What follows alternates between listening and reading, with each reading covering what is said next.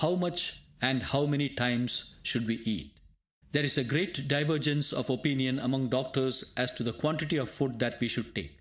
One doctor holds that we should eat to the utmost of our capacity, and he has calculated the quantities of different kinds of food that we can take.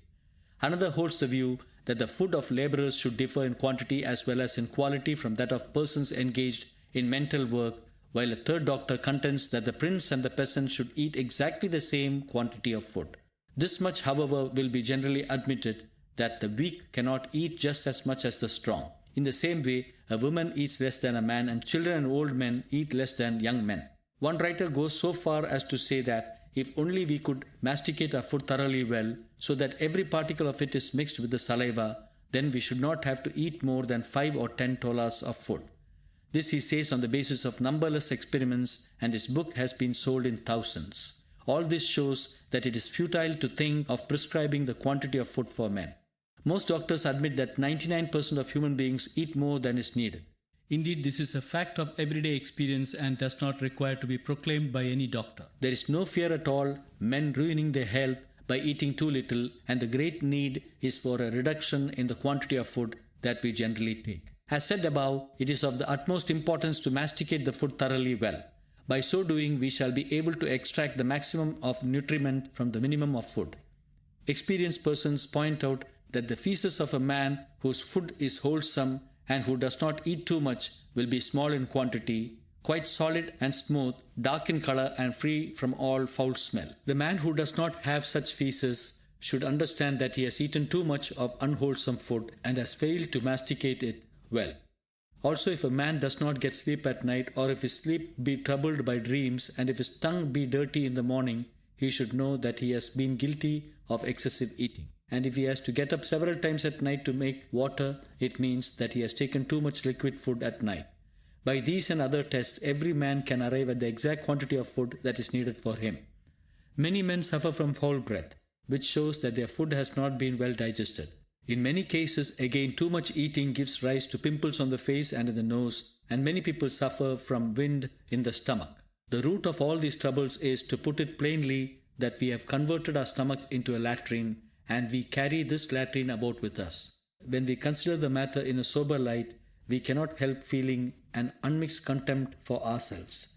If we want to avoid the sin of overeating, we should take a vow never to have anything to do with feasts of all kinds. Of course, we should feed those who come to us as guests, but only so as not to violate the laws of health.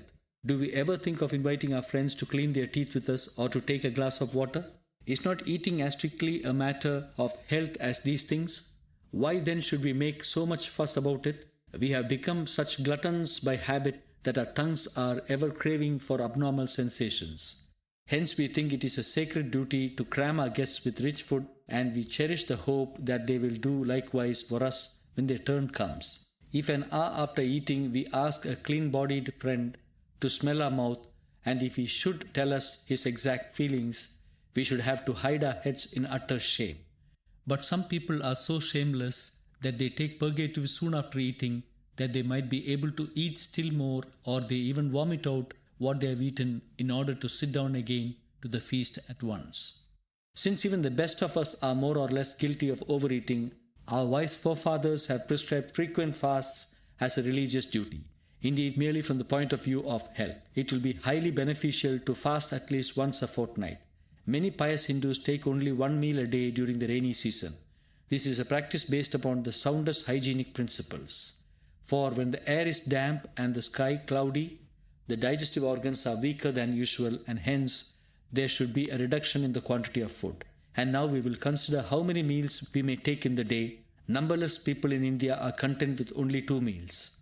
Those who do hard labor take 3 meals, but a system of 4 meals has arisen after the invention of English medicines. Of late, several societies have been formed in England and in America in order to exhort the people to take only 2 meals a day. They say that we should not take a breakfast early in the morning, since our sleep itself serves the purpose of the breakfast. As soon as we get up in the morning, we should prepare to work rather than to eat. We should take our meal only after working for 3 hours. Those who hold these views take only 2 meals a day and do not even take tea in the interval. An experienced doctor by name Deve has written an excellent book on fasting in which he has shown the benefits of dispensing with the breakfast. I can also say from my experience that there is absolutely no need to eat more than twice for a man who has passed the period of youth and whose body has attained its fullest growth.